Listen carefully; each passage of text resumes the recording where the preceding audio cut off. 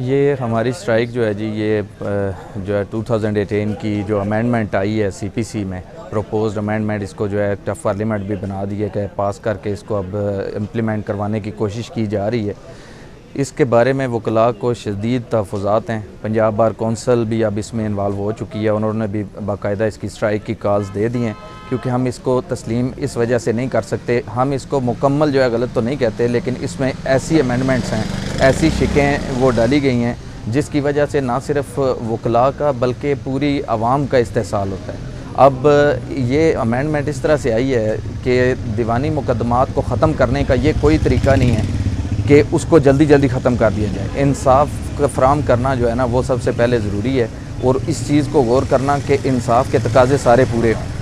انصاف اسی صورت میں جو ہے نا وہ عوام تک پہنچایا جا سکتا ہے۔ آپ اس میں یہ دیکھیں کہ اتنا عجلت میں یہ کرنے کی کوشش کی جا رہی ہے کہ اب ایک لیٹیگنٹ جب کوئی کچہری میں آئے گا تو اس کے تقسیم کے دعوے میں اگر 50 بندے شامل ہیں، یہ تو میں ایک شک کے حوالے سے بات کروں گا، اس 50 بندوں کو اس نے اسی وقت ساری کاپیز بنا کے یہ مینٹینیبلٹی، اب آپ کو اس میں قانونی کچھ باتیں ہیں وہ آپ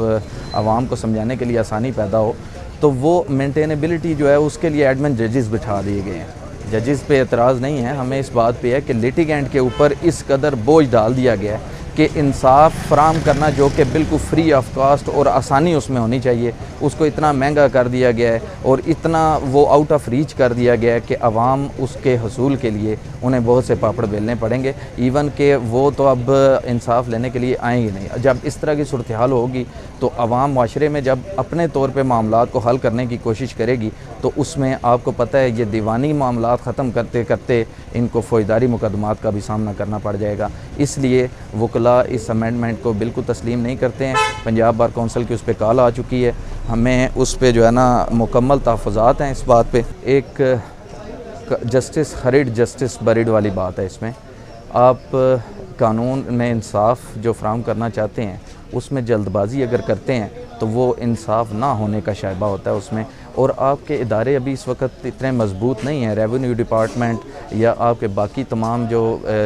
ریونیو کے ادارے ہیں جن کی وجہ سے عوام کو ریکارڈ لے کر آنا پڑتا ہے اور یہاں پہ دینی پڑتی ہیں چیزیں، ڈاکومنٹس جو پرووائڈ کرنے پڑتے ہیں اپنے دعوے کے ساتھ، وہ سب ابھی عوام کی ایکسیس میں اتنے نہیں ہیں کہ فوری طور پہ اور آسانی سے وہ آپ دے دیں۔ آپ نے 1940 میں ریونیو ریکارڈ کا بندوبست کیا، اس کے بعد آج جا کر دیکھیں تو یہاں پہ کوئی جمع بندیاں بھی فل کر کے رکھنے والا کوئی نہیں بیٹھا ہوا۔ پٹواری سسٹم آپ نے ابھی تک درست نہیں کیا، آپ نے ہر حلقے کو ایک کو جو ہے وہ اس لیے چھوڑا ہوا ہے کہ وہاں پہ کمپیوٹرائز نہیں کیا ہوا سارا سسٹم۔ اگر کمپیوٹرائز کیا تو اپنی عوام کو اس طرح ایجوکیٹ نہیں کیا کہ اس کے ثمرات حاصل کر سکے۔ تو جب یہ ساری پرابلمز موجود ہیں تو آپ برٹش سسٹم کو یہاں پہ لاگو کرنا چاہتے ہیں تو پہلے اپنی سوسائٹی کو ایجوکیٹ کریں، ان کو اس کے مطابق اپنا انصاف لینے کے لیے جو ڈاکومنٹ ریکوائرڈ ہیں ان کے حصول کی جو ساری تکلیفات ہیں ان کو دور کریں، اس کے بعد آپ اس طرح کے امینڈمنٹس یا اس طرح کی امپلیمنٹیشن کروانے کی کوشش کریں تو اس کے بعد میں سمجھتا ہوں یہ مؤثر ہوگی۔ ادروائز یہ نہ صرف جنرل پبلک کے لیے بلکہ اس کے ساتھ ساتھ وکلاء کا بھی استحصال ہے جس کو ہم کسی صورت بھی قبول نہیں کریں گے۔